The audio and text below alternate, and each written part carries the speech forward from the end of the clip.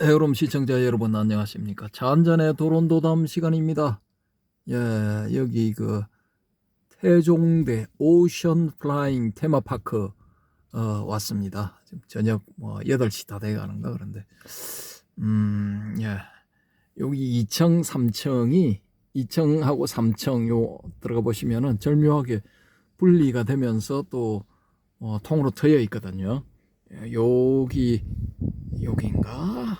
예, 예, 이쪽에는 여기 뮤지션들이 연주를 할 수 있게끔 조그마한 무대가 예, 악기들하고 꾸며져 있는 그런 곳이 되겠습니다. 저기는 스릴 온 더 머건가? 뭐 하여튼 뭐 그렇습니다. 뭐 맨 뒤에 단어는 잘 모르겠는데 여하튼 뭐 스릴이 있는 그런 카페고요. 맨 위층에는 저기 짚라인을 탈 수 있도록 되어 있습니다. 근데 야간은 안 했네요. 야간 하면 재밌을 건데. 자, 바깥을 이렇게 보여드리면은 요거 벌써 이제 이거 이 크리스마스 분위기를 내고 있습니다. 크리스마스. 예, 여기 크리스마스 다가오면은 뭘 저게 또 달지 참 궁금합니다. 그 위로 이제 짚 라인이 보이시죠? 짚 라인, 예, 라인입니다. 자, 이렇고요. 저기 뭐 스릴 온 더 머건가? 하여튼 뭐 먹었잖아요. 여기 그 아메리카노를 따뜻한 걸 2잔 담아 왔고요. 여기 보시면은 또 초코타임, 예, 마트에서 산, 예, 홈플러스에서 산 초코타임, 예, 요걸 좀 타니까 우리 해오름님이 무지하게 좋아하시네요. 맛있다고. 좀 순해졌어요. 예, 그 양반은 좀 커피가 좀 순해졌어. 커피 이런 거 잘 안 마시니까 조금 달짝지근하면은 무지하게 좋아해요. 예, 노인네라서. 예, 커피가 순해졌답니다. 예, 많이 네. 순해졌답니다. 요즘 뭐 이런 거 말고도 마실 거 많죠, 그죠? 너무 많아서 이제 탈인데. 아무튼 뭐, 원더풀 대한민국입니다. 예, 원더풀 코리아. 어메이징 코리아. 그렇습니다. 참, 이 시간에도 또 차가 또 들어오네요. 예, 뭐, 낮에 꿀을 발라놓고 갔는지 아무튼 들어옵니다. 오늘 드릴 말씀은 뭐냐 하면은, 자비. 예, 자비는 과연 무적인가? 막 그런 내용이 되겠습니다. 왜 제가 이걸 하느냐 하면은 요즘 제가 이제 자비를 베풀어야 할 그런 일이 많이 생기는 것 같아가지고 그럼 뭐 이런 거 저런 거 곰곰이 생각을 해보니까 자비에 대해서도 뭐 쉬어가는 코너처럼 해서 한번 다뤄볼 필요가 있다라는 그런 생각이 들었습니다. 그래서 이제 막간을 이용해서 한번 해보자라는 것이 이제 제 생각입니다. 예전에 제가 북한산 그 등산을 많이 갔었거든요. 그래서 북한산이 제일 많이 갔었고, 도봉산이 조금 모자라면서 한 50번 모자라나 하면서 이제 그 뒤를 따르고, 그 뒤가 이제 관악산, 그 뒤가 이 불암산, 또 그 뒤가 수락산. 수락산, 불암산은 합쳐서 잘 안 가져지더라고요. 접근성이 좀 떨어져서 그런가. 아무튼 잘 안 가지고요. 도봉산은 이제 도봉산역 거기 내려서 뭐 바로 건널목 건너서 쭉 들어가면은 바로 시작을 할 수 있으니까 접근이 참 좋죠. 그리고 제가 살던 개포 일동 시형 아파트 거기 이제 단지 밖으로 싹 나가면은 바로 거기 그 버스가 경동시장 거쳐서 가는 버스가 있었거든요. 그걸 타고 한번 몇 번 시도를 해봤는데 한 2시간 앉아 있으니까 엉덩이가 너무 아파. 예. 그래서 주로 이제 도곡역 가서 타고 이제 올라가서 그 중간에 한번 갈아타죠. 그죠? 도봉산 가려면 갈아타야 되죠. 3호선 타면 9파발로 가지 않습니까? 9파발, 북한산 갈 때는 9파발 가서 내려서 거기서 이제 주로 올라갔고, 여기 도봉산 갈 때는 이제 도봉산역 예, 거기 7호 그때 몇 호선으로 갈아탔더니 이제 가물가물하네요. 그게 7호선인가? 하여튼 뭐 한번 갈아타고 올라갔죠, 그죠? 근데 거기 그 북한산에 어느 절에 가시다 보면은 그 절 이름이 제가 지금 정확하게 기억이 안 나는데 아마 도선사로 저는 기억을 하고 있는데 도선사가 아닐 수도 있습니다. 근데 그 절에 이렇게 쭉 올라가다 보면은 도선사 그 보통 이제 차를 타고 올라가는 그 길 말고 또 걸어서 올라가는 길이 있거든요. 샛길.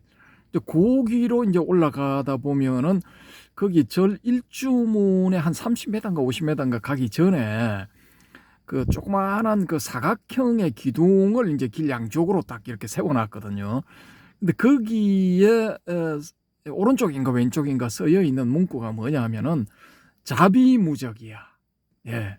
아, 제가 그걸 보고 인상 깊어서 제가 기억을 딱 했거든요. 자비무적. 그러면서 야, 저건 좀 아닌가 그런 생각도 들었단 말입니다. 이 자비를 베푸는 사람은 항상 손해를 본다.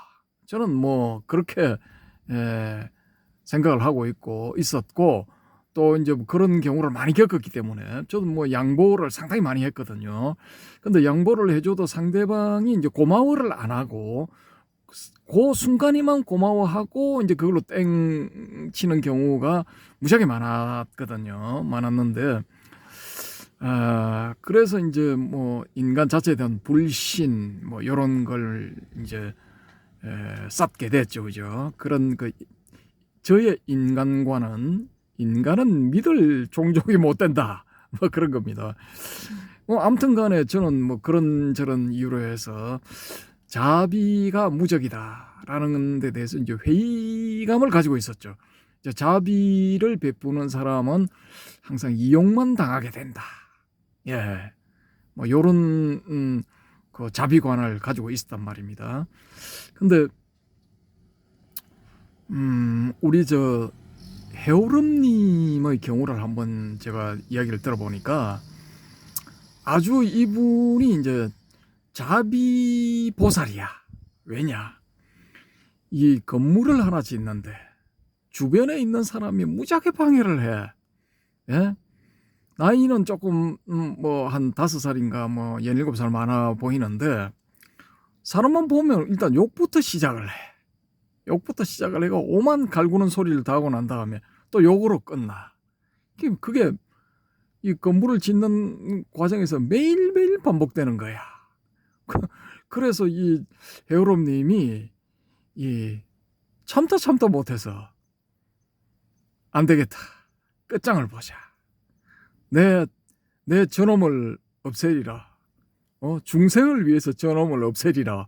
이런 결심을 하시고 이제 액션에 들어가기 전에 뭔가를 하셨다는데 본인한테 직접 한번 들어보겠습니다. 자, 해오롬님, 그때 상황을 좀 설명해 주시기 바랍니다.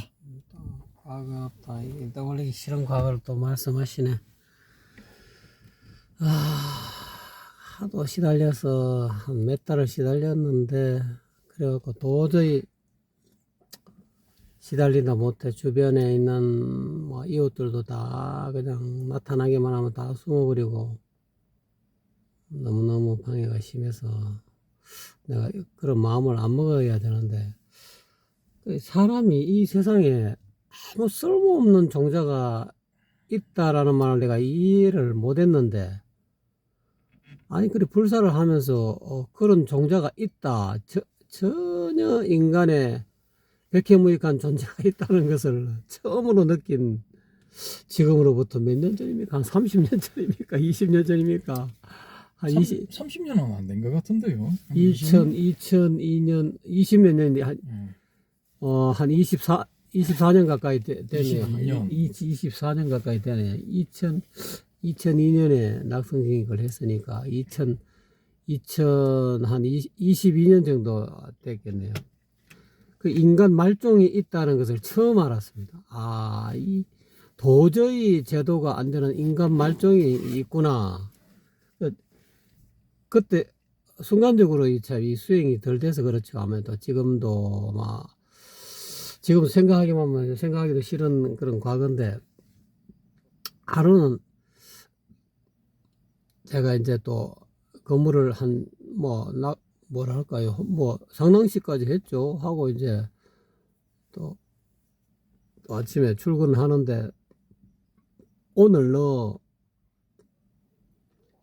내한테 욕하고 찍자 붙으면 너 오늘 내 죽인다, 뭐 이런 뭐 그런, 너 인간 말종 너 하나 죽이고 내 감옥 들어가면 되지. 너는 이 백해무익한 존재니까 내가 이 세상에서 너 다른 사람을 위해서 또 내 자신을 위해서 너 오늘 끝장 볼 거다 했는데, 그 사람도 희한하게 내가 살인을 할 그런 인연이 안 됐는지, 그 사람이 자기가 살 운명이었는지 그날따라 찍자로 안 붙어요. 찍자로 안 붙고 욕도 안 하고 막 싱글싱글 웃으면서 어이 친구 전혀 친구라는 소리 말도 안 했는데 싱글싱글 웃어가지고, 진짜 그날 진짜 사고 칠 뻔했는데, 희한하게 그 상대방이 느끼는가 봐요. 내가 이 상대방을 어찌하겠다는 이 마음을 상대방이 느끼는지 어떤지, 더 이상 내한테 찍자도 안 붙고 욕도 안 하고, 그래서 그날따라 이제 또 다른 절에 이제, 왜냐면 이제 절을 지으려고 하면 돈이 필요하니까 이제 다른 불자들한테, 다른 법당에 절에 가가지고 이제 법회를 열어서 법문하고 이제 공덕을 하러 갔는데, 그때 이제 공덕하기 전에 예불을 하면서 제가 참여를 했습니다. 부처님, 제가 이게 참 불사를 하면은 도고일척 마고일장이를 하는데 제가 시험에 걸려들었습니다. 오늘 내가 아침에 나쁜 마음을 먹었습니다. 내가 몸과 입과 마음으로 이런 악한 마음을 먹은 걸 전부 다 참여합니다. 그래 하고 그 다음부터는 제가 순간적으로 부처님 앞에, 그래 나를 괴롭히고 나를 진짜 너무 힘들게 하고 나에게 손해를 끼친 이 사람이 내보다 더 잘 살고 내보다 더 부자가 되고 내보다 더 빨리 깨닫고 잘 되라 하는 그런 염을 보내줬거든요. 그래 하니까 마음이 진짜 편하고 평화로웠습니다. 내가 이렇게 좋은 방법이 있었는데 이렇게 마음을 염을 먹을 걸 처음부터 괜히 내가 스스로 분별하고 또 그런 어떤, 물론 그 사람하고는 전혀 일면식도 없는 사람 관계였죠. 뭐 언제 봤나, 또 그야말로 덮보잡이었는데 뭐 평생에 처음 만난 사람이었는데 그렇게 나를 그렇게 괴롭히고, 아침에 일하러 이제 불사를 하러 가면은 그 현장에 가면은 막 입에 그냥 욕을 달아요. 그 욕을 여러분 안 들어보셔서 모르겠지만, 이 심장이 막 이렇게 찢어질 정도로, 심장에 칼을 댈 정도로 그런 욕을 하는, 내 평생에 그런 욕은 내가 처음 들어봤어요. 또 목소리가 얼마나 쩌렁쩌렁한지, 와, 살 떨리는 그런 욕이었어요.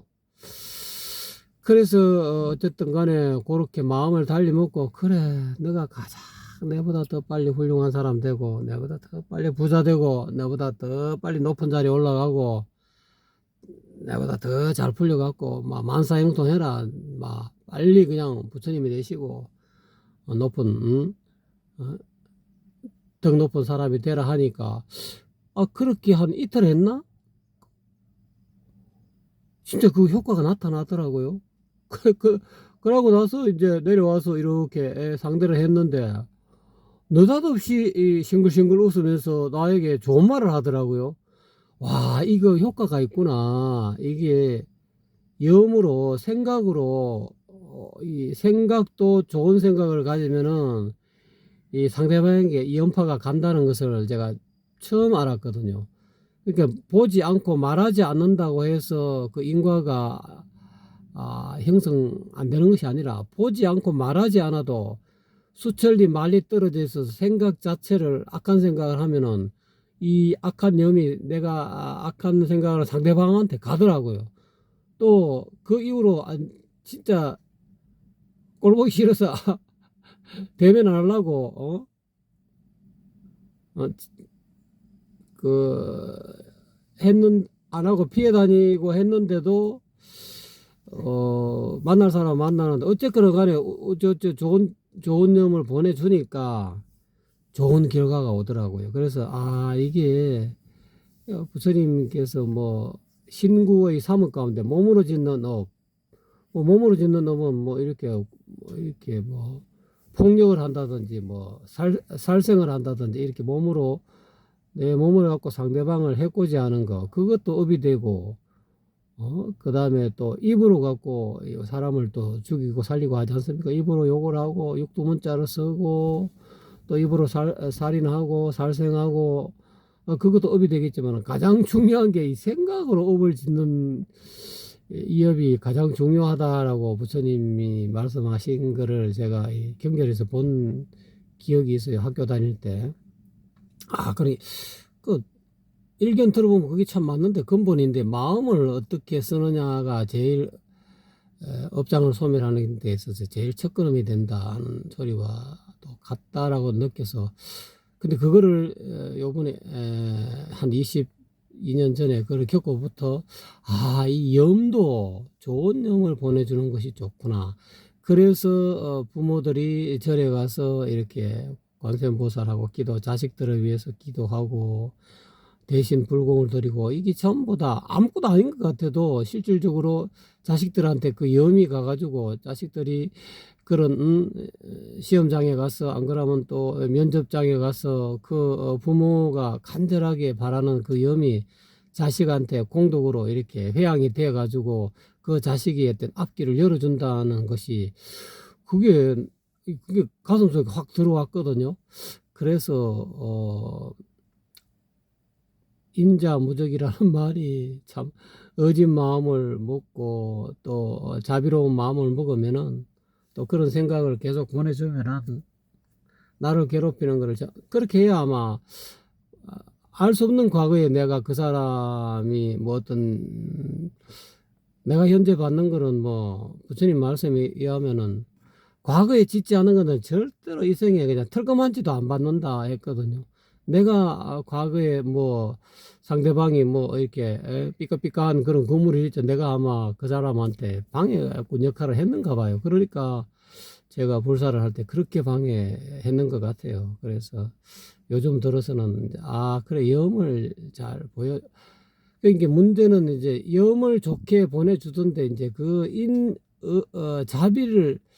자비를 어떻게 보면 자비를 베푸는 것이 적이 없는 것이고 또 그것이 업장을 소멸하는 건데 어떤 경우에는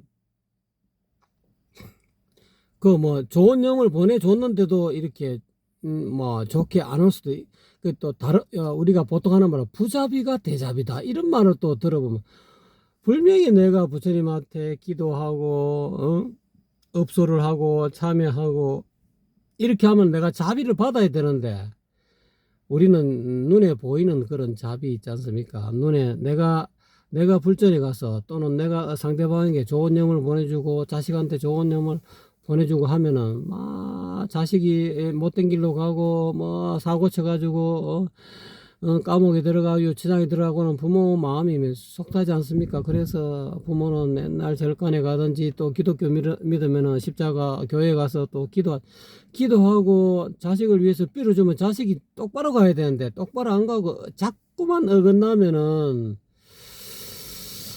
아마 그 기도하시는 부모 입장에서는 이거 도대체 내가 기도하는 것이 이게 뭐 좋은 결과가 오는 게 맞는가? 이제 이렇게 가면 갈수록 더 어긋난 것 같기도 하고, 근데 그때 이제 제가 금방 한 말, 부자비가 대자비다. 자비가 안 오는 것 같아도 그게 안 오는 게 아니고, 그게 대자비라는 거죠. 그러니까, 그게 조금 더 큰 넓은 눈으로 보면은 대재화소 소재화무라는 그런 한문 용어가 있거든요. 큰 재앙은 적게 되고 적은 재앙은 소멸된다. 그러니까 내게 오는 큰 재앙이 적게 오는 거다 이렇게 이제 이해하시면 아마 좋을 것 같아요. 그래서 이제 무턱대고 자비도 뭐 그 방편에 따라서 아마 하는 것이 좋지 않겠나. 우리가 부처님 절에 가면은 뭐 그 8대 건강 역사들이 막 있고 하는데 그 사람에 따라서 좋게 자비를 해가지고 말 들을 사람이 있고 이렇게 그야말로 그냥 인정사정 없이 말이지 막 완력으로 뭐 이렇게 아주 그냥 강압적으로 이렇게 해야 사람에 따라서 상대방에 먹혀드는 그런 어떤 방편을 써야 된다는 거죠. 무조건 자비 일변도로 가서는 안 된다 하는 그런 것도 제가 이해하고 있기 때문에 그 사람의 현재까지 저 사람을 바른 길로 인도하기 위해서는 과연 부처님처럼 뭐 좋은 말만 하고 말이지, 회초리 한 대도 안 되고 말이지. 저도 어릴 적에는 다 누구든 여러분도 골목에서 친구들하고 뭐 구슬치기 안 해본 사람이 없고 딱지치기 안 해본 사람이 없을 거예요. 이제 저도 중고등학교 또는 초등학교 때 뭐 겨울이 되든 뭐 여름이 되든 보통 백꽃마당이라 그러는데 이 마을에 그 마당에서 땅 파가지고 막 이렇게 구슬치기 해서 구슬 따먹기 하고 또 딱지치기 하고 겨울에 한번 제가 그 구슬치기 딱지치기가 많이 따가지고 그거를 엄마 몰래 나만 아는 곳에 이렇게 돌을 덜쳐가지고 그 땅 파가지고 구슬을 숨겨놓고 딱지를 많이 숨겨놨는데 어떻게 하셨는지 어머님이 그걸 아셨더라고요. 그래가지고 막 빗자루를 들고 막 한쪽 구석에 그냥 대놓고 막 사정없이 나를 막 치시더라고요. 그런 거를 보면은 부모 입장에서 자식을 키울 때 요즘 뭐 젊은 사람들 뭐 자식들을 기살린다고 분명히 이웃 사람한테 또는 친척들한테 자식이 버릇없는 행동을 할 때는 따끔하게 혼을 내줘야 되는데 저도 한번 그런 걸 본 일이 있는데 아니 부모가 자기 자식이 전혀 그냥 위아래도 없고 그냥 막무가내로 막 행동하는데도 제지를 안 하더라고. 그럴 때는 이 부자비가 대자비라고 그때는 무조건 자비무적이 아니라 그때는 막 회초리를 들어야 돼. 들어갖고 눈에 그냥 눈물이 그냥 찔찔찔 나올 정도로 그냥 막 사정없이 그냥 때려야 돼. 제가 그렇게 맞아본 기억이 있어가지고 어머님한테 그러고는 딱지 다 그냥 불에 태워버리죠. 많이 따는 그 구슬 전부 다 요즘은 정랑이라 그러죠. 이 화장실 옛날에는 저는 경주 사람이었는데 그 입구에 보면은 옛날에는 이렇게 화장실이 이렇게 그거에 보통 절에 가면은 뭐 이렇게 뭐 해우소 가면은 그런 식이었어요. 그래서 거기다가 다 내버렸어요. 그래서 나는 너무 속이 상한 거예요. 내가 저거를 며칠을 통해서 얼마나 고생해서 딴 건데 손가락이 막 이렇게 겨울에 손가락 막 손가락 새끼손가락이 툭툭 갈라지고 피가 그냥 날 정도로 해가지고 나는 고생해서 딴 건데 그거를 그냥 바로 그냥 다 그냥 화장실에 그 똥물 속으로 다 던져버리더라고요. 너무 야속했지만 어머님이 지금 와서 생각해 보면은 그때 그렇게 내가 매 맞지 않았으면 내가 공부를 했을까? 그런 생각을 해봅니다. 그래서 부자비가 자비무적이라는 말도 100% 그냥 맞다라고 저는 또 말하기도 좀 그렇습니다. 어떤 때는 사정 없이 부자비가 대자비라고 인정사정 없이 그냥 따끔하게 혼을 한번 내야 아마 자식을 키우는데 좀 바른 길로 인도하지 않겠나. 제가 또 오늘 또 주저리 또 우리 방사님한테 또 주절 대사 했다고 또 이야기 여담하겠습니다. 예, 역시 주절대사. 해동제일 주절대사. 예. 자, 여기까지 들으신 분들은 저 인간이 갑자기 왜 자비무적 뭐 이런 걸 꺼내서 또 헛소리를 해야 될까 하실 건데, 제가 이제 그걸 꺼낸 이유가 있습니다. 왜냐하면은 요즘 저 노벨 그 문학상 받아서 이렇게 이제 이슈가 되고 있죠. 이슈가 되고 있는데, 보수 쪽에서는 상당히 안 좋게 보는 분들이 많이 나오고 있죠. 그 유튜버를 중심으로 해서 주로 이제 보도가 되고 있는데, 저도 이제 그분들하고 괴를 같이 합니다, 사실은.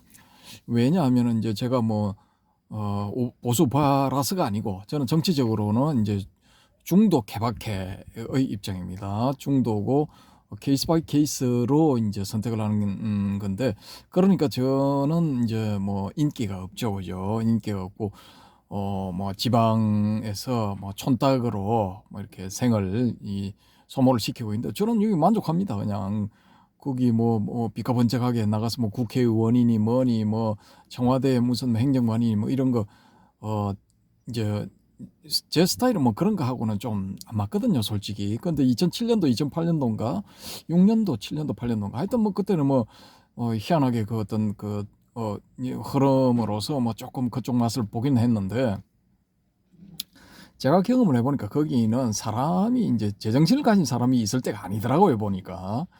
왜냐하면은 그, 그 자기보다 뭐 높은 사람 혹은 헤게모니를 쥐고 있는 사람한테 끝모를 충성심 뭐 이런 걸 보여야 잘 되고, 또 대부분의 경우는 이 소모되고 말더라고요. 소모되고 말고 또 무슨 지금도 보시겠지만 뭐 자리를 차지한 그런 사람들은 나중에 전부 구설에 올라서 또 이 사실상 이제 교도소 담장 위에 올라가 있는 그런 상황이 전개가 되고 있죠. 그래서 저는 뭐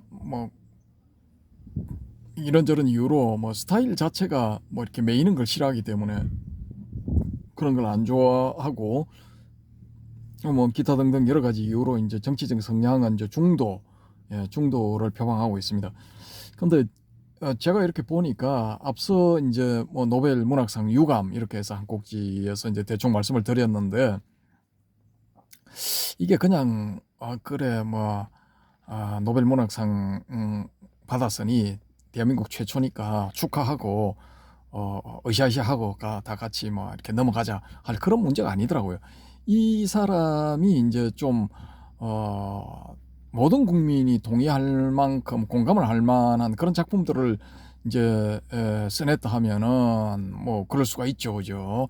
그래도 저는 아마 이 무턱대고 부화내동해서 막 그 책 사들이고 막 무슨 뭐 한국 문학의 여신이 탄생한 것처럼 막 거기 가서 엎드리고 조아리고 뭐 한강 만세 뭐 저는 뭐 이런 거 전혀 안 합니다. 그게 누가 됐든 간에 이문열 씨가 됐더라도 이문열 만세 그런 거 안 하거든요.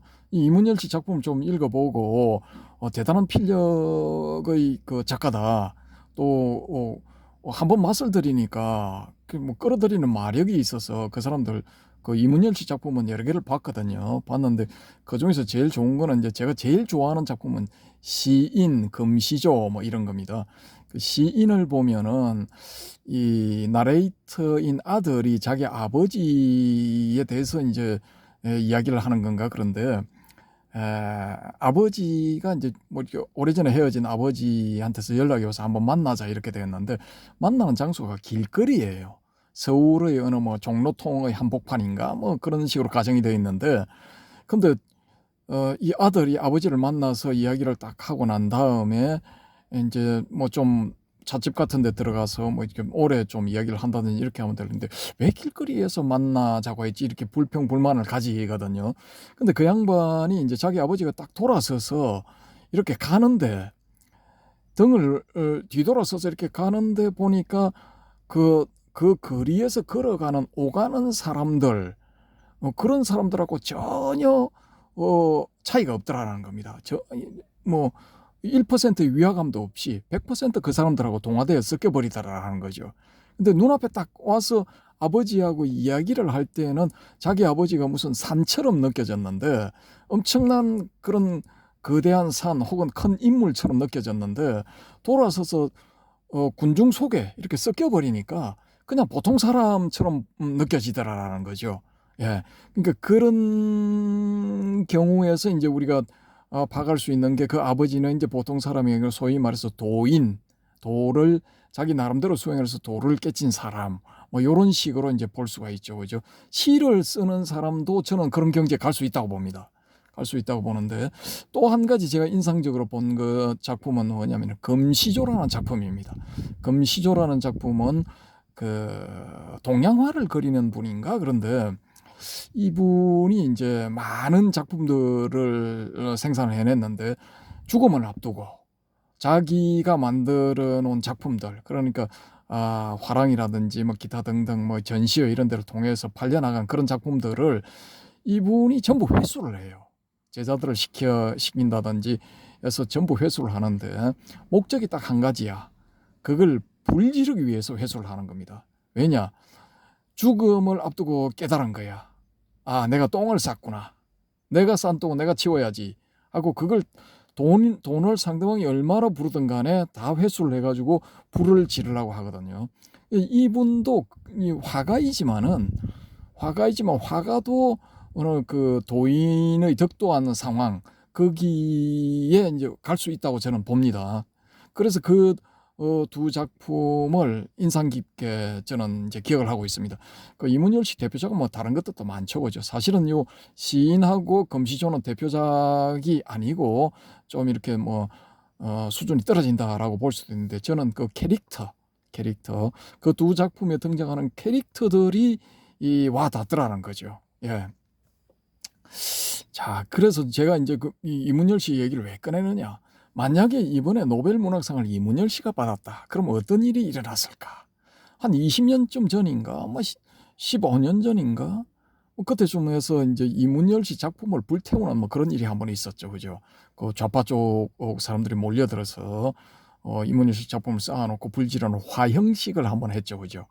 그럼 요번에 이문열 씨가 노벨 문학상을 받았다 하면은 그런 화형식을 전국 곳곳에서 대규모로 일어나지 않았을까? 저는 뭐 그런 추정도 해봅니다. 워낙 이 사람들은 이제 편향되어 있고 또 그 편향되어 있는 그런 그 보상 심리인지 모르겠지만은 행동으로 나서는 행동력이 굉장히 강하죠, 그죠? 그래서 그런 걸 감안을 해본다면은 소위 말해서 좌파를 대표하는 한강이라는 작가가 노벨 문학상을 받았으면은 우파 쪽 사람들이 거기에 대해서 비판하는 건 당연한 거거든요, 그건. 근데 그 비판하는 거를 또 이제 MBC나 KBS 이런 쪽에서 지금 유튜브 올려놓은 걸 보면은 격렬하게 또 비난을 하더라고요, 보니까. 저는 이해를 할 수 없어요. 중도적인 입장에서 봤을 때는 균형을 잡아야 되는데 왜 저런 덮어놓고 비난하는 저런 식으로 반응을 할까? 그런 생각을 한번 해봤거든요. 그래서 저는 그런 반응들을 좋아하지는 않습니다. 그리고 괴델의 불완전성 공립니까? 거기서 나온 건가? 하여튼 거기서도 한번 나왔고 이거 칼 포퍼의 열린 사회 거기 이 칼 포퍼라는 철학자가 주장을 하는 전제 조건이 뭐냐 하면은 반정이 없는 어떤 명제는 참이 아니라 거짓이다. 뭐 그런 게 이제 전제되어 있는 걸로 제가 알고 있거든요. 그렇기 때문에 어떤 태제라든지 안티태제가 나와야 돼. 그게 있어야 돼. 뭐 한강이 노벨 문학상을 받았다. 50대 초반의 나이에 대한민국 최초로 그것도 여자가 받았다. 와 대단한 일이다. 격찬하자. 다 같이 가서 숭배하자. 이건 좀 아니다라는 거죠. 왜 제가 거기 가서 그 책을 미친 듯이 사들여야 되고 여자를 숭배를 해야 되는 거죠. 단지 글을 잘 쓴다.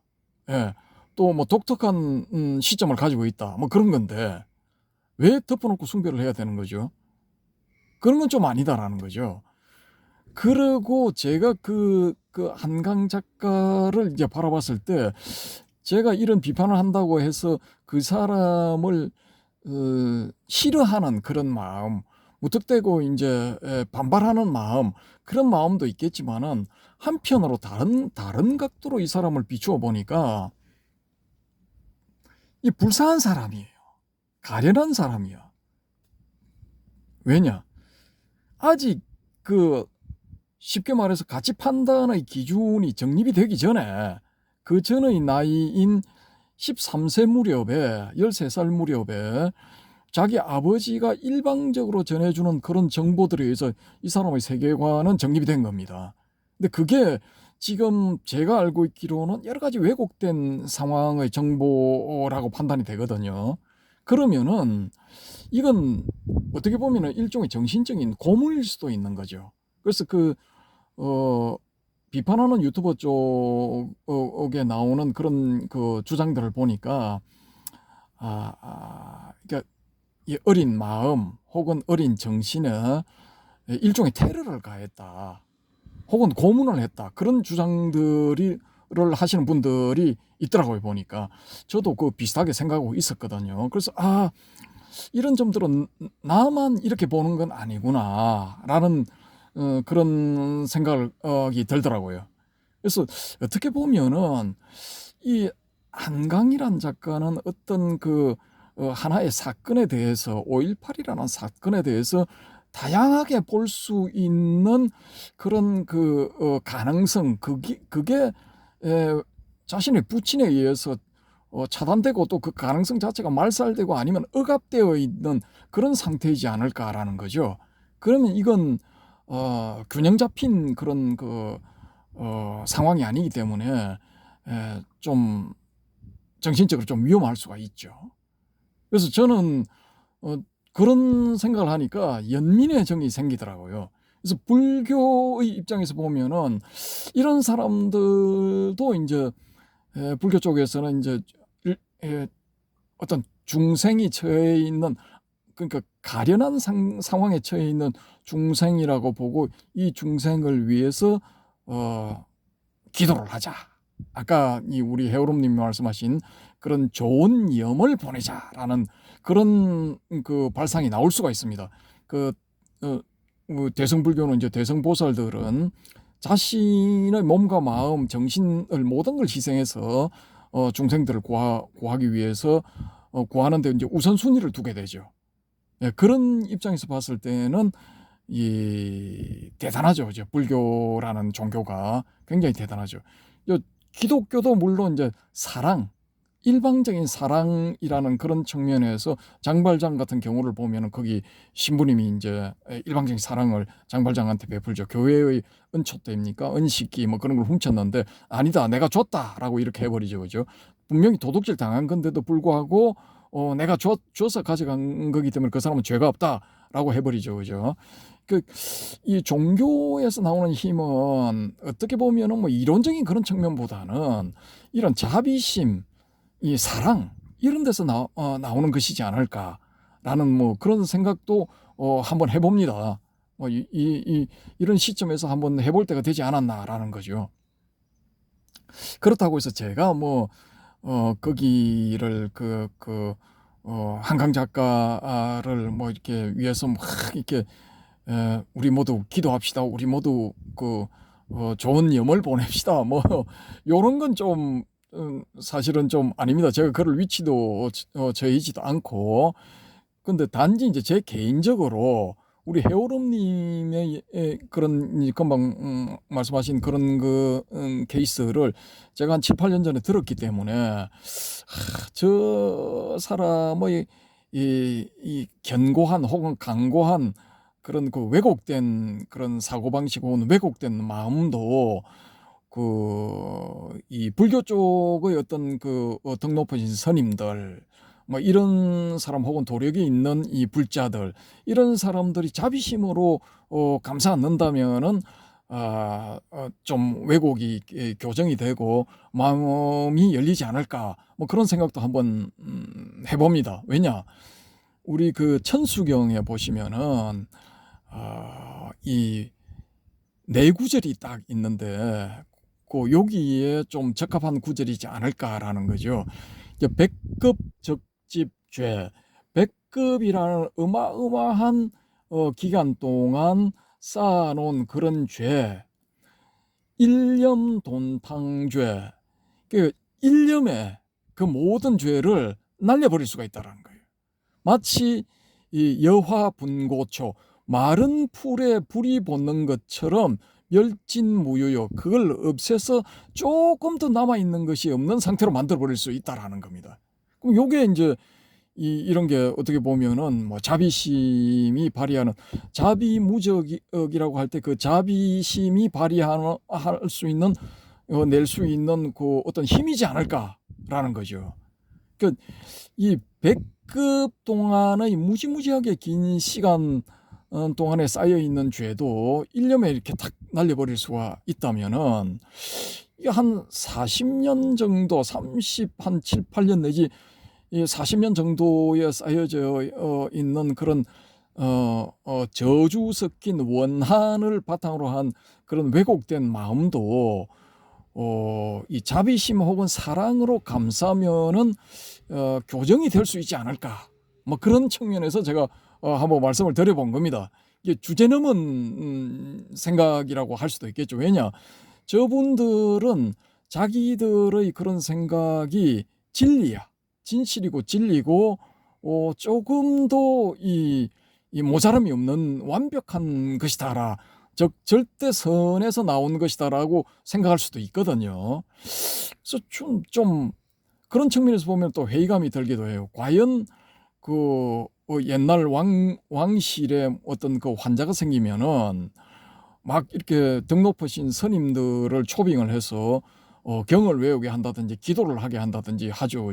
그게 그 용의 눈물인가? 거기 보면은 태종 이방원도 이제 태조 이성계 자기 아버지가 몸져 누우니까 막 이렇게 불러다가 이거 기도를 하게 만들고 그 잘 안 들으니까 왜 당신들은 조선에서 제일 가는 스님들 덕이 높은 고성들이라 하는 사람들이 이렇게 많이 모여서 기도를 하는데도 왜 내 아버지의 이 병이 낫지를 않느냐 하고 절규하는 뭐 그런 장면이 있었죠. 그죠?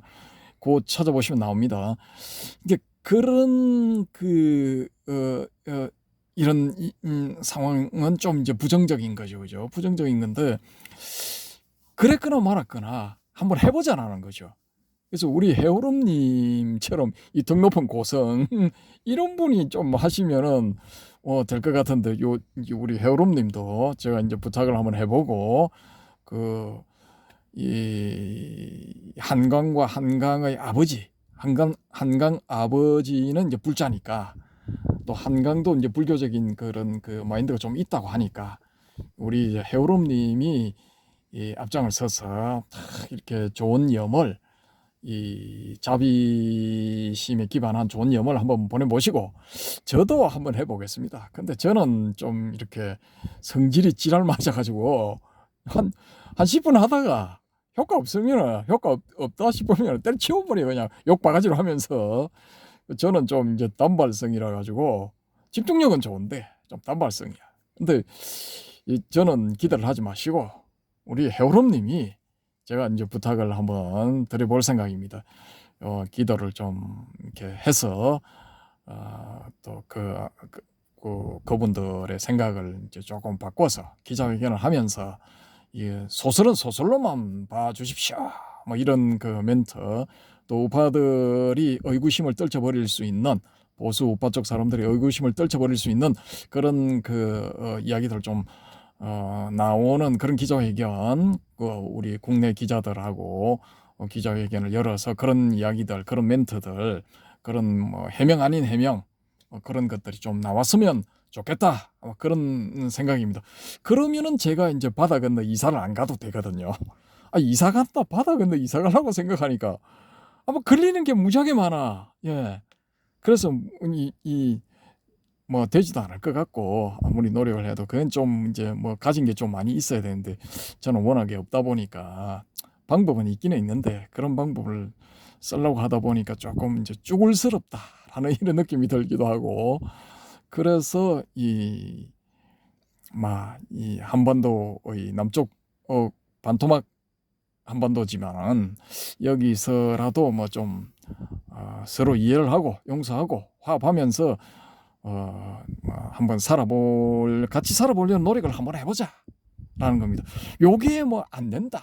야, 우리는 뭐 어린 반부너지도 없는 소리. 우리는 절대선이고 우리가 잘못한 건 하나도 없어. 거기 전부 책에 나와 있는 건 전부 진실이고 사실이야. 내가 거짓말한 거 아니야. 뭐 이렇게 나온다면은 뭐 저는 이제 보따리를 쌀 생각입니다. 예. 그래서 한 뭐 최소 3, 4년 내지 뭐 한 5년 정도 시간은 있지 않겠습니까? 그 사이에 이제 준비를 잘 해서 이제 좀뭐 견문도 넓힐 겸 해서 한번 나가볼까 뭐 그런 생각을 하고 있습니다. 이상 주저리 저도 주저리 주접을 좀 떨었습니다. 자, 오늘 저 앞에 있는 차는 이제 빠져나가는 것 같습니다. 좀 서서히 문을 닫는 분위기인가? 뭐 그런 것 같네요. 뭐 손님이 몇 팀이 없어서 그런가? 직원들은 한 서너 명이 있는 것 같던데 저기 2층에 또 직원이 나온 것 같네요. 저기 나온 것 같은데 아닌가? 손님들인가? 아무튼 뭐 지들도 방향을 한번 틀어보겠습니다. 요 나온 거 집기를 반납을 하고 한번 또 다른 장소를 찾아서 이동을 한번 해보도록 하겠습니다. 이상 재미없는 말씀 45분 아이고 죄송합니다. 그 46분 가까이 들어주셔서 감사합니다. 배우rom님. 여러분 너무너무 감사드리고요. 여러분도 이렇게 여러분 주변에 이렇게 커피숍이 있으면 이런 데 밤에 한번 가셔가지고 맛있는 커피 드시고 건강하십시오. 감사합니다. 강사님 고맙습니다. 감사합니다.